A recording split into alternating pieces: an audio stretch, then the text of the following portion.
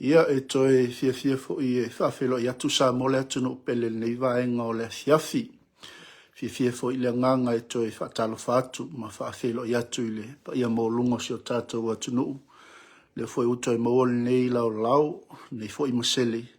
Ia tātou te toe tāpa i e fo i lungo pe au ngalungalu. Ea ai fia loto i whawhelo i atu i le au na le tua, le sunga i le fo mai, ia po le sunga fo i le whawhia ngainga. Ia Benjamin Williams o le taitai foi o le tātou misiona, po le tātou i Kalesia, ale ia malamalama Global Mission i le larolangi a toa. Ia nei taimi ia whawhelo i atu i lau sunga i le taitai, ia foi nei taimi e whaatalo whātua i pa ia man mamalo si o tātou atu no, ma le nganga whaaloalo. Ngalo whaatai, tau sunga i te iru nei foi au nanga. Ia.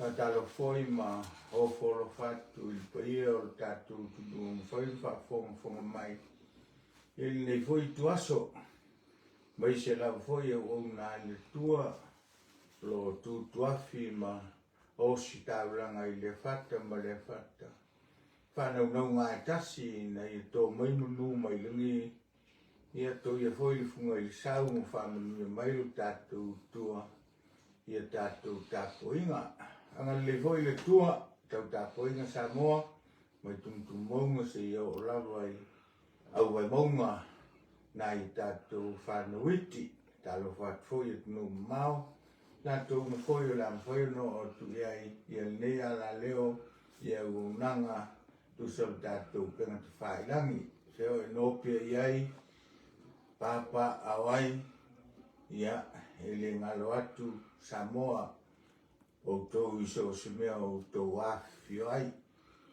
Pātalofa na, pātalofa at fōi mo tō aoi, ia meis fōi o tangata whanua o ni fōi o tunu, ia mālol soi fua, langi mo mālo fōi leo sai.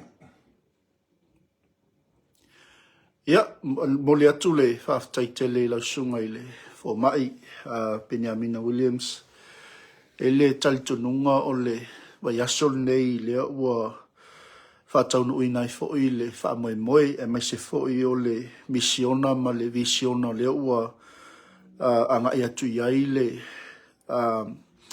tātou ia malamalama Global Mission. Ia mai ia sofi na ngalo le ua mai tauina fo i le to tele fo i o le au pa ia ma le au whaatua tua e mai se o le tino ke riso. Ia neiva yaso manga i mai fo i au na le tua i so staff on nei ke lope moli mawina le nei wha moe moe. Ia o le ua i nei le tātou o unanga. Ia ma taunu o mai fo i. Ma ua o lea sa tatala alo ia ai le tātou visiona le ia malamalama Global Mission i le silent nei. Ia ma yaso fi na ngalo i le whātou whala inga ma le moe mtinga fo i le ua ia i le tātou ngā luenga i Wellington e nei whapea le tulu ingo lolang. Malo whaftai o le visile pe na tuina mai. Ia watu sofi na ngalo. Ia lau sungal te yulu tatu nanga. E le so te fina ngalo. Lia lau.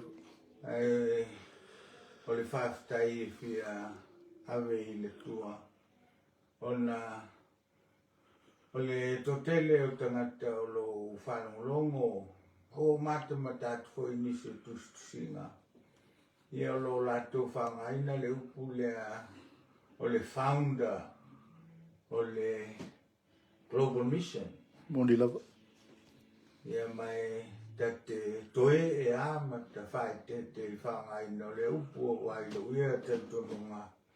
Le ai e leo se mea tō tino au whapea na o mauaina.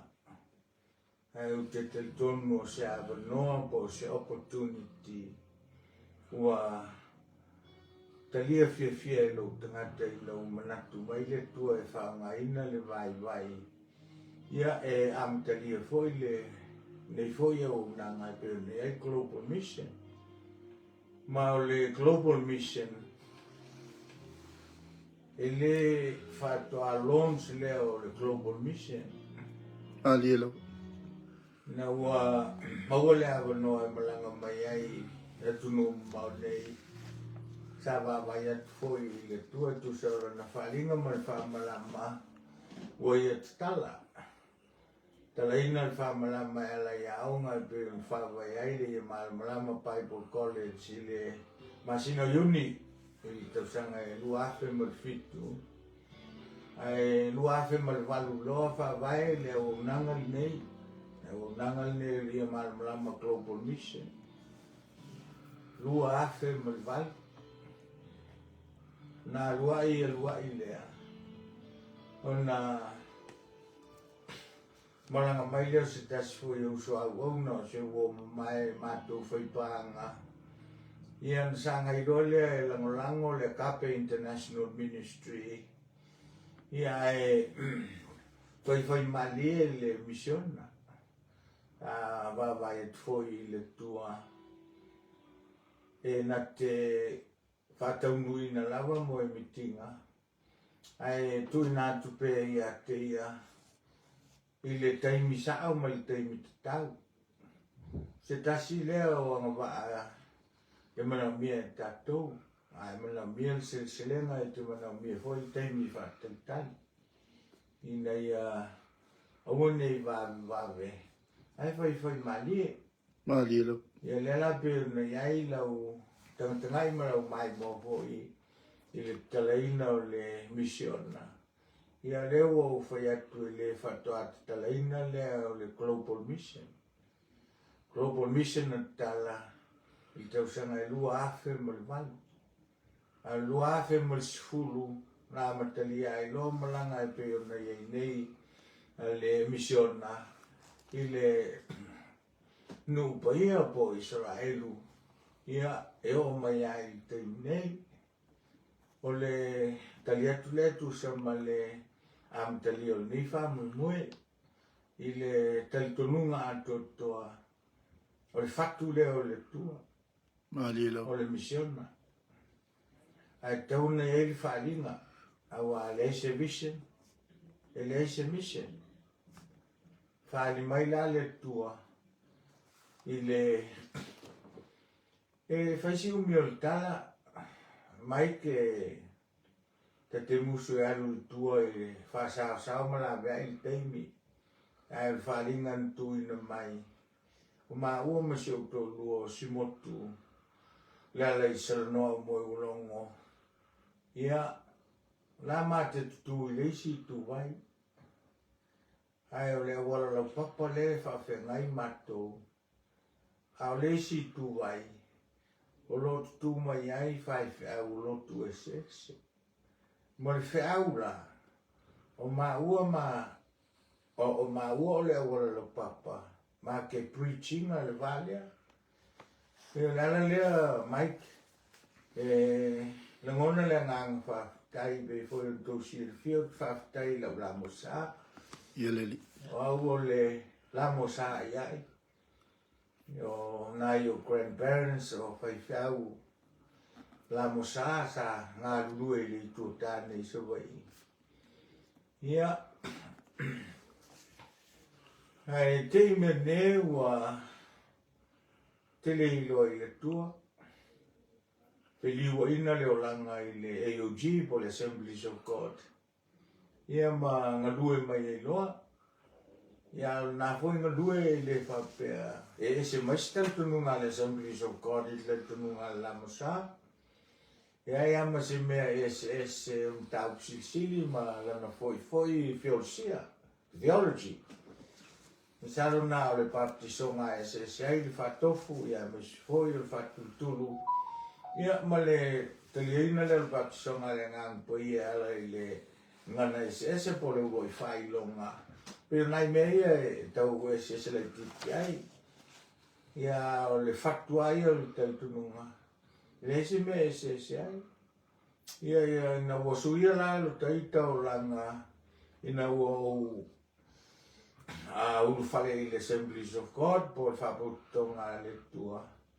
e o whaftai le i le tua ai le whapea wawe se ai le taitununga ia i la musa nga au te le e Ele ai so manatu fo ele sili le silotu le silotu. Alilo. Ele o au stangata fo ele e mapolotu pe taulangi lotu. Ai o te tilo anga i le malo le tua. Ia mamoe su isi foi lutoa. Ele ai se tua o i ngai wenga wha misiona. Ele tua o teimi pe tua o tangata. Ia e whape foi na ele ai sona tua o ele pe tua o i whanua. O le tua ia malanga misiona. Ia o na whaftai a wa. O mafuanga lea na wina mai ailo na tali e to tasi. A wina mai ama le sila fia i to maa e oti neilo na tali i le ele o le misiona. Alilo. Ino whapula i le tua la o taita foi mata. E tu se ma le vai o tiltilo toile ai se si whamalama. E mwhai ai o na umalu e whauau le a le tua ala i le misiona. Ia ona ele o maua ni awa noa whapea e mwhai ei o na whai i le e o tifo i sa tangalu e teita. Ia o manatulau e whai me o whai mai ei le tua. Pe i tangia, pe le whiwhia mai tangata. Ia pe e foi ni se whai tio. Ia au whaftai au i le tua. Ua anganga lo teita maho whau misiona ma le tua. O le tato misiona la e pe iai e meise o le whafsili. I le o se misiona fou whato a fufua. I le o se misiona fou whato a whawai pe whatu. O le misiona e pe o leo o to e whangu. Ina ia whauaura na ngā luenga whatalai. Ia se talipupu atu lea e tu se ma le fisili. Ia atonu whamilina le fisili a whai le ai. Ia e mau whaale au no e to e whao popo ai e tali. La whai e mana mea. Malo, whaftai. Lea ua manino le matalvai le. Tu sa fo i mal whafsili. Ia o se misiona fo i wa loana au mai e le tua i nei tausanga ua mawai. Ia e le ua malama fo i sili ma le mai mua mai so tātou wa tunu. Ia e le o se misiona fo. Ia e o le nea noe tuna atu pe lau sunga i le fo mai. Se i whailo le misiona le ua pe ona ia nisi o upo o whaima taimuanga o tātou visiona. Ia e mese fo i ona o le ua e saunoa fo i le i tātou wa o ngā tuspa ia, o nau lei lalo le tātou misiona. Ia e whaalau tele atua i le tātou wha moe whi o le neva yaso o loo mai tauina ma sila mai mo mai fo isi o tātou wa tino o ma momoli mai fo i le whaaftai i au nā le tua e masi fo i nei o tātou tua au tāpua i mai. Ia i le matango fie fo i o le maftanga, o loo mauai fo i le fellowshipi manisi fe au ne pe ne sau no il faalinga o lo o iai fai fe au ese umalato e kalesia ia le wa maua le va no e mafutai ia pe ona iai le nei vai tau fo i o tato iai malanga fa alwa malo va tai pe foi ona o tau so atu i la sunga le te ulu le o nanga ele i fai mo fie e i whaingo whia i a te au tua le papotonga le tua. Nā ngā o teitununga o toi whanau fuina pe toi regenerate po le born again. Alilo. I le sawalinga ia o le olanga whakirisiano pe o lo ia maho whau o le kalesia le sa soso ni mai a te au e whamamrama mwhailo i a te au le meo le whareina. Ai le whengofila i a te au mtua e sa mamafa i a te au le whareina. O le whareina. O lo i le mateo e sfuru, sano na te sfuru e prefiti. I o tu o i talai. Tala leo il malo, I o tō e whamamale pela, whamaroloma, tutuli te moni, whatutua. Peo I, nei alu ia lota I te foi o ranga uauna, I le mea I ngō le misiona. Wā tele au teimi. Pe e leo mwhai e tātou, na tātou sosofaina le vaenga lea. Tātou masani vai mea tātou wola mai ai. O whaingtao na sui, pe o si mai o tātou mahu whau. Ia na tātou no fua ia lea ma tātou mia tātou. I mea masani au leo ranga bonoms. Lilo. Ia a tala no atu ai mai tātou te go with the flow. Go o le tali alanga o lea au mene. Go with the flow. Amen. Te tiloti taita ia. Ele mawhai au no whai. I mea ia te masani ai wa tātou talo I le tua. E talo I tupe, talo I whanua, talo I tawale, talo I mea ai, talo o mea o leo o tātou maua.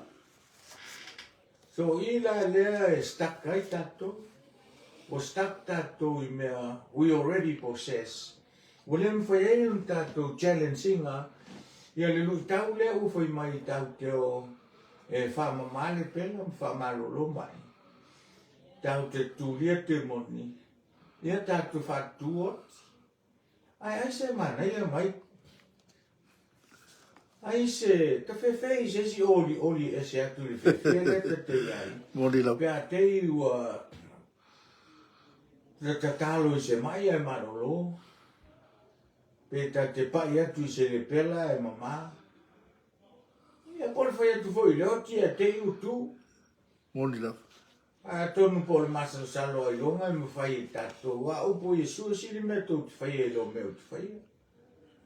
No le ngangara lea e whanau na waili misiona I nei tuli mataila na matau. Yo e whai nu umala umso. A whai ua leo mai tangata I le lo. E te tau ngalu le lotu I tangata. Mali lau. A whai ua leo mai tangata I lotu o waipe. O se mai leo tātou tili lotu ai o whai mga ngase. O tātou nu ia mai sifo I whawhunei me o tātou.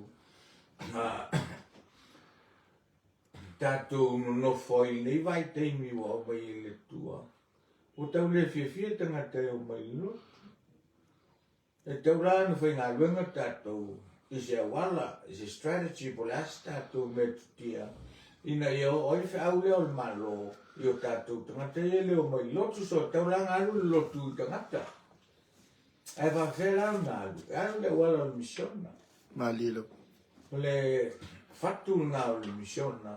Ina ia mawhai o na tātou o e whai nu uma lava mso. O le whawhasile tu sa o le ingoa ia malama lama. Global mission. E whai mo fia ia o le tani. Ai. O le tani o le nai le kenese. O salo o le kenese mo moto o petolu le nai ai. Ina ua ufitia le moana I le pou ludi. Ia leli. Whengau iu ia I leo le ngāngo le tua lunga o le whangatai. O na wheta lai atu leo le tua. Ia malamalama. O na malamalama I le. Ia le ngānga lea e tilo atua ngai ai le misiona. Pea tātou wāwai I le vai tau leo tātou I nei. Awa o le tua o mātu pulanga. Mali lau. Le tu pulanga ma le tu pulanga ma le tu spaia o Iova. Tātou te maua I le tu pulanga ma le tu pulanga.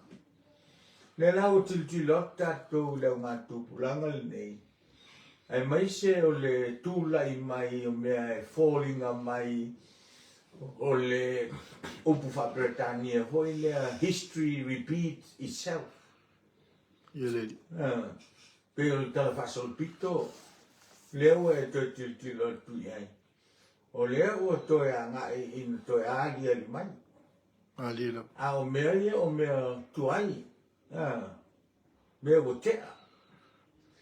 Ia o no le tua o na nafi manei matai au. Ai au la un tatu tilo. O a mea nafi.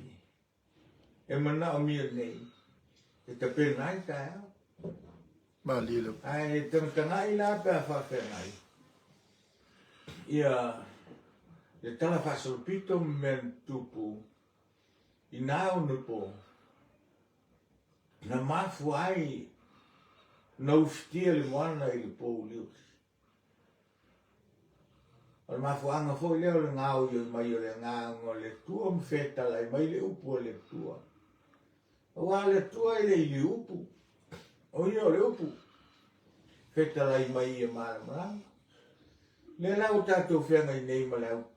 Au ngā tūpulanga le nei. O le tūpulanga le nei o le walo i mai i le tusipa ia. Ai whate ia tatou. I toi whasofi mai lunga. O mea sa masani en tatou tilo iai. Ali la. O po e sue whengo fie. Pe i ono po noa e whape naso nei o la te lio tangata. Pe i ono aso so toma mo kumoro e whape na teimili nei. E ona fsili lo lea po amenga tutupu i ono po noa. O amenga tutupu i ono po hoi o lota ia.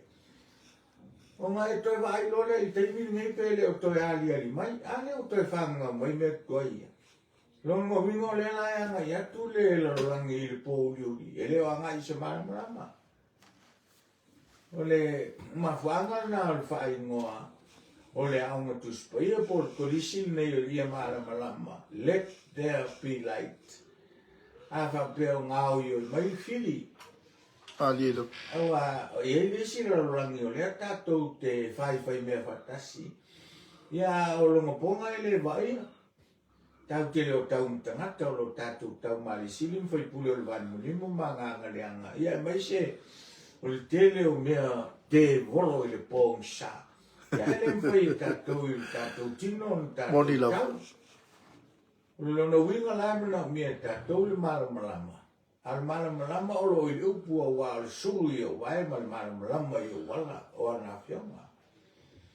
Ele ngata i lea. O mea tau te tau. O mea nganga. Ele mo fai e o tatou tino mo tatou o tuingi mea fai pele ta isfurongo i au mese le mafa. Ia nga so atu i eile o se ke mongi.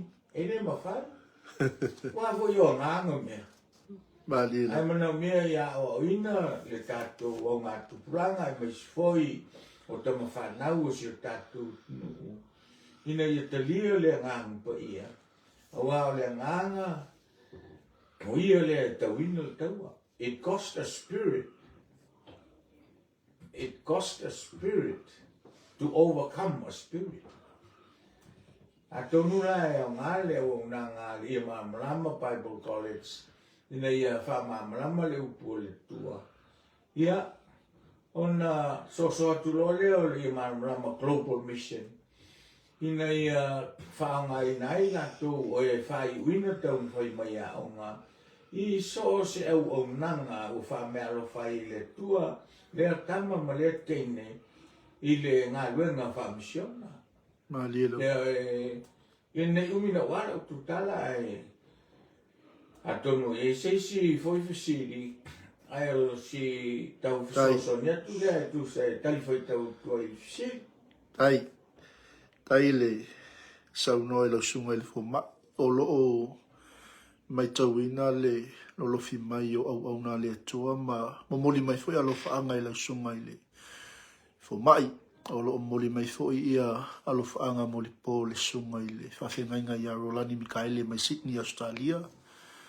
Ia e mai se niso i la toua pasi atu i la ua ai. Ia o lo momoli mea alo whaanga mo el tama po la sunga foi i le fumai. Ai toi foi lai tita i tua atonu o le whalau telenga foi leo le tatou misiona i pei ona Ia ile fesili le asa nga ia tu ona le sa ita o le upu le misiona o le fatu o le tua. A le foi na ita o le tausanga lua fel se fulu. Le ta ua ile nu o le ase feso ta inga ma le fatu fala inga foi ala sunga ile. Fo mai le peua mai tawina foi le tele o tausanga mai le amtanga lava o le misiona. Ele o misi lava ia le ngata o malanga Isra elua o le Wava ai atu le nuu o le tua. Ma le nganga whaalolo. Ma lo va tai. Ya. Si mo le atu lo whaanga i si au auna ya Lorani Mikaele. Whaftetele le hui uso au auna wa o sunga ya Lorani Mikaele sa mato wa i le luafe mluvalu i taraina lo i o misiona. Ia maltalaina o misiona i o nauro i teimi sa whaia le i Brisbane i Australia. Whaira o mori mai o whanga o le Australolani. Ia, whape foi o nei whafonga mai o rani. Ia lo whanga e le uma.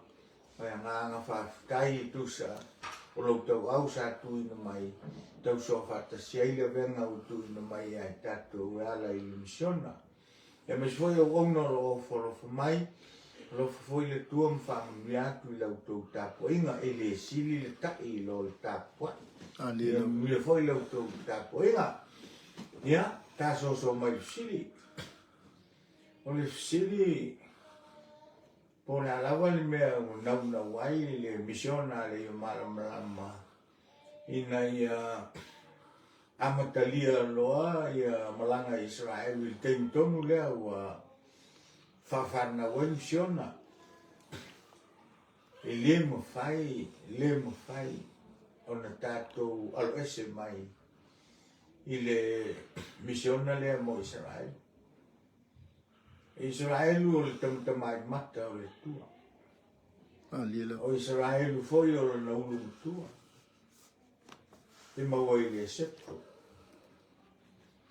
a fai o fai mai le tua o Israel o na ulu tua ele tentei fai mai fa penale tua o na winga ia isi fa na o le tua foi fai mai o Israel o na ulu tua mai fa maria na pa tatu kilo ina ngalung mo mo fai po valu e mau e o tole mana pa fioi fole nga po ia lunga ia tu on fai ele o tau mo li mau ia ta tanga i tutoa lai le mau nga mo mai le ulu tua e amata i Jerusalema alilo e mai Yesu e mai a iutai al falta o la tau ona al falta o la tau nga sa uni al falta o la tau foi no fili le tua ina ia fai manu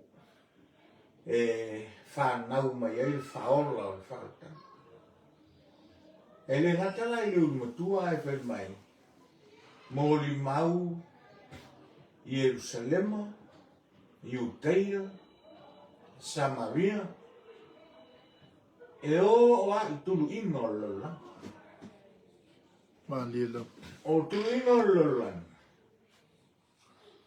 O le upuna e whaonga mai i tuspai o le Aramost. Ne pe pesei na yo tatu matua tua o mai ma fafta ia i le tua i na o mai tala inga inu mau a na foi ai ma foi u po tau to foi tala inga le Europa ma Asia ma Afrika ma Amerika pa tatu titira tatu pese sa fatu na yo tatu tua na la foi mai e te tau ngā o mai tala le. I tulu inga o la. O Jerusalema la. O le first born po le ulmatua le. O le tala le. Al fsili la. A wai na last born. Po ai le ui. Malilo. O le fsili le wanga mai po le alf sota inga. U mafu ai nei maranga. Te le i o le sota inga. I le tiltilo tatou i tuspaia. tatou maia ua whaitau tuspaia, marama mai tuspaia, o tuspaia, o iu mai koris tuspaia. Ai tilo iai pei e whataua e le tua le ui e pei tau tilo ese i le ulu matua. O le atamu mua tatou whiotia. A le atamu longa winga matua le si atamu e le titile si atamu. A ngai whatau ia Yesu. O le atamu le tatou toe tutua. Whioti le atamu mua ulu matua. Ai toe tutu le atamu longa. A tatou onge i tala le fofo. Ia nai te silfia. Ina ua whanau atamu sa pe tilo ese le tua ia kaino. Ai sa filfili ta matiti le ti. A leo te tau mwhai e whaso atu i first born ma last born. A lila. Whanau Abraham o le atanga e tasi. E pe sa tilo ese fo i first born. Ai apo le last born. Whanau Isako le mea e tasi. Non tua i whanau Isako. O e sauma Iakopo. Monilo. Whanau po Iakopo whasolo mai tala. E a ngā i le wi. O le taiminga pāle mi ai. Iosefa i e kupito. Nā tangi ai. E le nuwhai o na whasoa sa roto mai le saito. Mo le matelaina, mo le onge o le ainga. Se wanga nau a watu pe ni amina le wi. Tilo la whape ngā i whatau inga i le tua le last born. Ia leli. I le salamo e ono skulma lima e te mau ai le tali o le fisili. Po ai le last born. Lea mea ngō o le tulu inga. O le whaiupu e walu o lo iai whape tania o le whaiupu. O le mea tau le last born of the gospel. O le mea oso e aile la, ma ngoto e aile la, ma ngoto ifo aile la, i le aso e tasi. A lila. Where morning dawns and evening fades. I le lalo langi ato. E tasi ale atu nuu. E oso aile la, ma to e ngoto aile la. Nau sa mo. Fato a fisui ai nei no fisui ai taimi. Taimi foi se tatou palmea o mwai atu. Ia, sa fetoso i ai le lengo. Foi le pe unga watu i lungo tonga tu. O tatou a so moi mea. Sao le isi aso. Le isi aso. Monilo. Ai ua unga whatatia i le tua. E tusa molono ia matai sau. Nau sa mo ai oso i le la. Toi ngoto i le la. Ai tilo la i le tuse polo i a Roma. O lo manino ai. Whapongi sa ino mata o Israelu po i uteia. O na ele mafuanga. E mafua ina i am whai ona o maitala le i a tatou. Na o le whatali atu le wi. O le mafuanga le na. E manino i o le tuspaia. I le isaia la e ona sultasi. La e whaitau i ai. E tatau i a tatou uma o na tatou o siona. Tatou o Yerusalema. Tatou o ia. Tatou o ia me ele tala lelean whapongi sa aina i uteia ina i maua le tatou awu noa. Tatou la tatou te o i ai. O le whatu le ngāma le nganga o le misiona. Ma lila. Mea tau tala inga ma le tala lelei mai se o le upu o le tua. A o le misiona. E le tasi sana... E le tasi sana mtata. Ia leli. Ia e. Ia misiona nga ia i le venga le tala lelei. Ai ave na le tala lelei. I le ai. E au ona i sosani. I le ngata o fufine uotia la tutane. O whanau o tu la foina. Wa manawia mea ai ma mea whapena. na ia tunu o lo mana mia le sosani ona le lava le tamawainga ia mai sia me fai ona le ele misiona ina ia faoloina le nganga le tangata tusa ma nganga ngala vea ina fio mai Yesu o tele la o tatu lotu tele fa le ngai lotu ia o tele o tangata pe e ma faulu lo na ma fau ia o le fai fau ia o no fole le pula no pauale o no me fai ia ai nga loi le sipito le o le nganga e tau na tatu o pe mo fa tu ale o mai tangata i lotu e tau ngare o lotu tangata Mariro. ia la ngol tatu assignment nganga mai le tu o go. First two letters of God is go. G-O. First two letters of good is go. Mariro. First two letters of gospel is go. So we are assigned to go. That's our calling. Go. Go where? Make disciples of all nations. Fai nu umalava mauso. Ieleli. Pe si tau sosoatu sia tali fai tau sili pe yes so taina tele so taina. Tai. Masalo ai te ua le maua e sa ese por kala masa silingi ai fo ia ulmeria. Ona o le whengainga fo ile Abu no tu ina mai a Samoa i fo ena malanga Israel o no mo se visa pa wan me i Samoa lo tu sfalau. Ya fatanga o te watu yo. Ora ma fu ang. Alma fu ang le na fsil mo yene. Aku ang. Ieleli. Mai ele na tia sa o fsil ngia ele sunga atu le pa ile vai ngale ina mo ma fe lo ina. Tau sili ai tu sa pele yo maya se avea i mai Israel we tu sa fenga le wa sa o Israel lu afe suma lu sa tu la ia le si ra pa Israel we fa mal vai tale ya talia al suma ile palmia le fiume di palmia in ataimi mai wo fa lu na tu si mai le fa lo tu si ia ele Italia. Tau to sinias le fiume Palmia. Po ma foi jamna le tali. Al tali al Palmia ia tau. La ngol fai lo tu si mai. E tau tu si mai Palmia la ngol il Palmia. O le tau si lo iai. Ai fa kai le to leo o faro mo longo atu. Ia o leo o tau ngau ioi le mene. La ma fuanga e to fo iai o. Isaia ono sutas. Ieleli. E te tau mau no mea iai tātou, o na tātou to yo, o au tu la fo ina ma whasau a ina i lato, ona o tātou.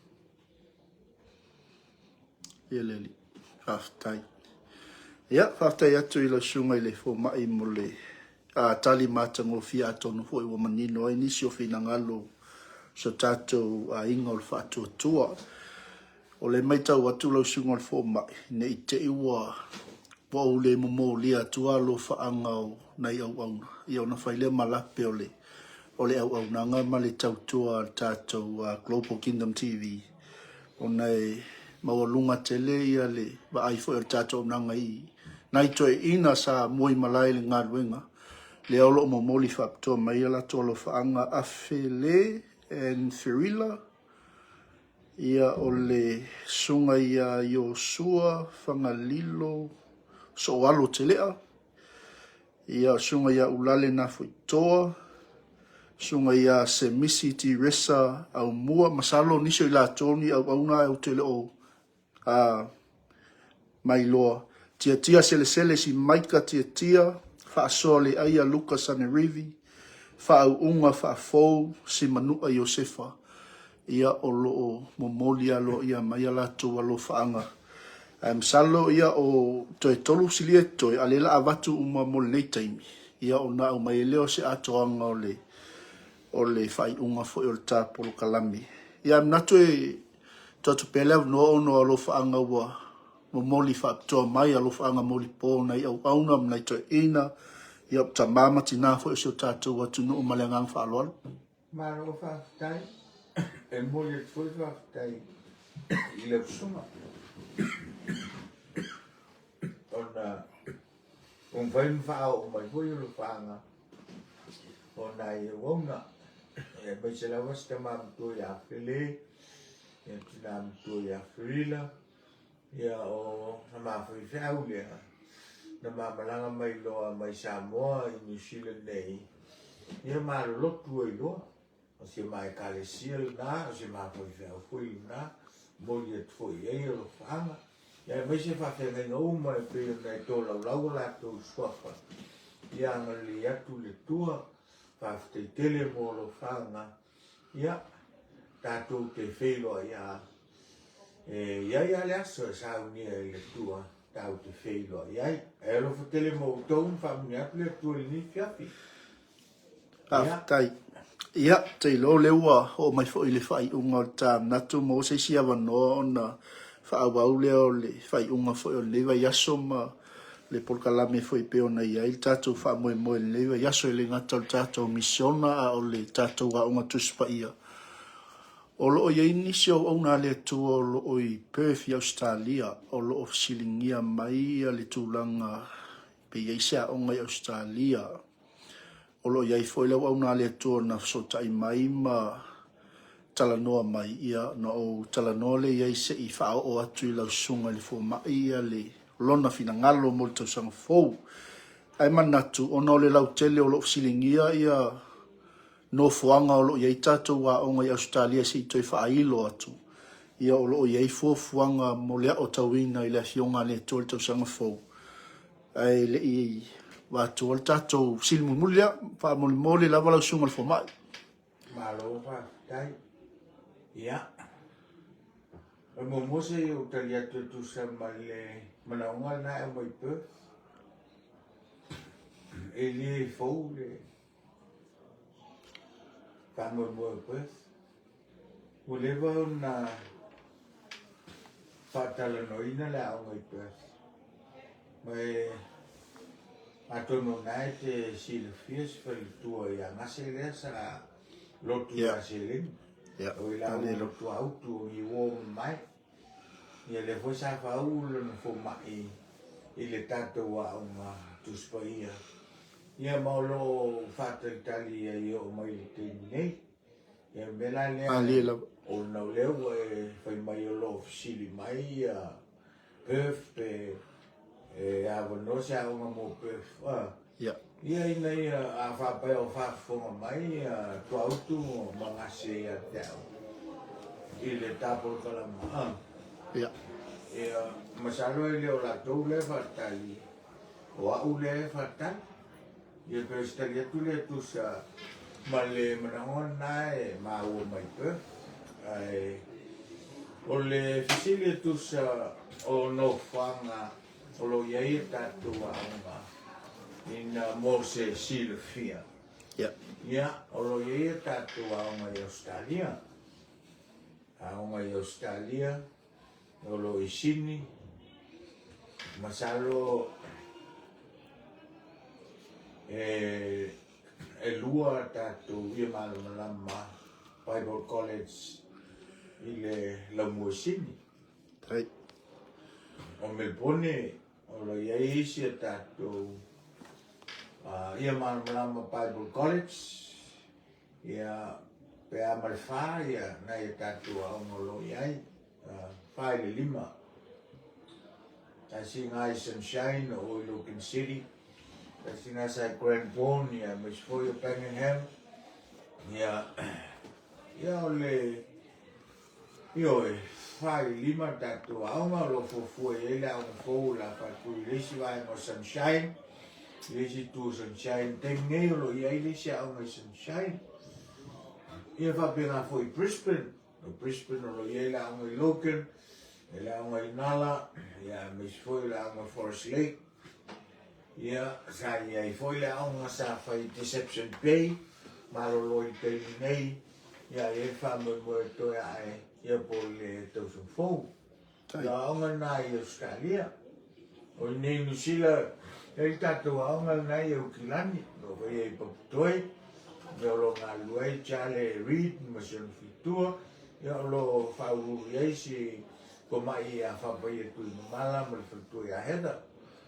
Pasosoro mai lea ia lo iei a onga i le Central.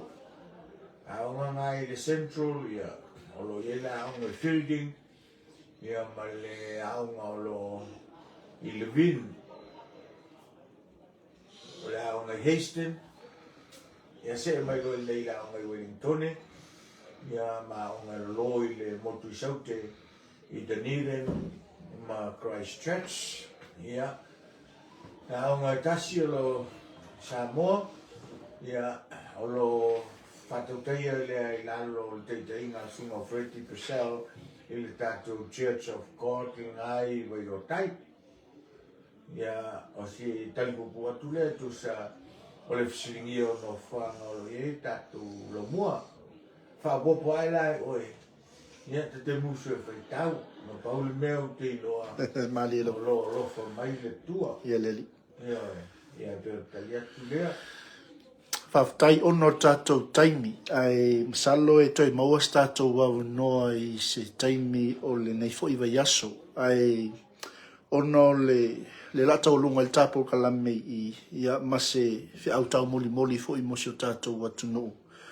Ono le mai tau watu sa ia isi vaenga le anu whaonga ina le tātou video le sa i lunga o le upenga te whailangi fo i ia mai le laval manino le mata le vai. Ono le whaalanginga lea sa whaalangi mai ai lau sunga il mai o le taitai o le tātou kape. Ia lei lava ona tuina tupe lau sunga il mai. Ia mesi fo i o se fe au whaalai au fo i mo le tātou watu. Whape fo i sa mo lo i nei lau mua i Wellington ia o le afiafi nei le tulai ono. Ia le tātou maftanga i nei i le tātou Menora Prayer Mountain Church. Ia malenganga whaaloalo lau sunga il mai. Ia malo whaktai. I reo toi pose lilo o al nai mai mo mai tātou tunu. I le ngasol mai o le fonu. O le maftanga i nei. Ia ia toi karaina alo ia le misiona. Mai Australia. Ia va pe foi misila masui sa mai sa mo tātou mafuta. Ia e peo na iai le whatumulia o tātou maftanga. Ia i foi se au malanga whaptoa mai Amerika mo nei whamui moe. Ia mai se minale wha au whangasolo nei. O le whaftai lea i le tua. Nasa moli mawina masalo pe a ma le 5 skulu mo tupu au towa mai. Ia eina ia ngā lue whatasi tō mo misional nei. Ia leli. O mele e whaftai ai le tua. O le usua lele ma le alitai ao. E tusa o le taunu mai o tātou malo. Ia masalo i nā lea au mai ai lau fisilu. Oni la. O le memo mua. E whai asi o whanonoa. Whanonoa ia i latou e pei ua versa o tonga foi lea o le freedom of speech. Ai ua le ngata la ua le mawhai o na tau fia freedom of speech i le tau o le speech. Oni la. Nā lea ua apa atua sa o tonga lea mapu e ia tau tangata ma ave au noa. Ma si whātangana al tangata lea. Oni la. E ona lea ta lea ua. Mali la. Ia e rofa mai le tua. O le memo mua inga o tapa ipu. Ia. Sa mua au mai la wipu. Ia e te ia newo o whalongo tu. Ia o tau te le. Ava le whaao o le teitai sili. Teitai sili o le kape. Ia malamalama. Teitai sili o le ia malamalama Global Mission. Ia nā lea sa u whai tuai. Ona ua whaula o whalongo i le whalanginga ua o mai a te o le teitai sili. Lila. Ia la ngona le maua lalo loto i ngā teimi a o tau mwhai e folo mali e ia le whaupunga o na o tiltilo atu se vaenga o tātou sosopo ai. Ia e le mwhai o na tātou sopo ia le tuao I uma o na whatatia. Aliela. Paua leo le mea e tiltilo I tuspa ia. E fōringa mai e mali e wa e whasai le tuol fua. Ol fua te malo I finge ol fua finge te malo. Moni la. Ai whai tauli e soto luas furu. Il vaenga e tala whianga I tonu amar mere. O I ngai te ilo ai whai mei le tua wau o le tua fua. Ma mafua o mafua. O mo ave se tātou le vilinga. Wha ea e ma wha ea. Wha langi langi. Ma ua langona ai si ufonga o le tua. O mai o au o le tua fua. O le mele o le glory, o le mele o le viinga. Glory is reserved for God and God alone. Aliela. Lem fai stasi o nga whao o mele. Nata tilo ngei fua o le tua tau wha maamala. Ia le tupu ngai le whenenga tua I frao. Nata un whainu te whao o mele. Na apa mai ale tua whautia. Whautia ulu matua umanu. Aliela. O le isi tupu o le whenenga tua I tau whao o mele. Fitu tau sama. Pero se manu I whafon ia ai. O mai o tupu, pero mai o se manu. A sue whenenga fōu na hoi te mawai leisto. Tau whai e whao o mele. O he rota na atiola e whenenga. Aliela. E mei e popo e ai au pe a wharangi mai o a o stetesi. E ala ngā whai e toila o tala. Ele o se tala a mea e tau atuai o te whai politiki I se whai ngā malo. Aliela. E ai, whamāwarano toi le whungai atu le ewa o na sao tāualo na sua whai le o se tū le anga. Ai, o le tū e whātitau le ai lato. O lo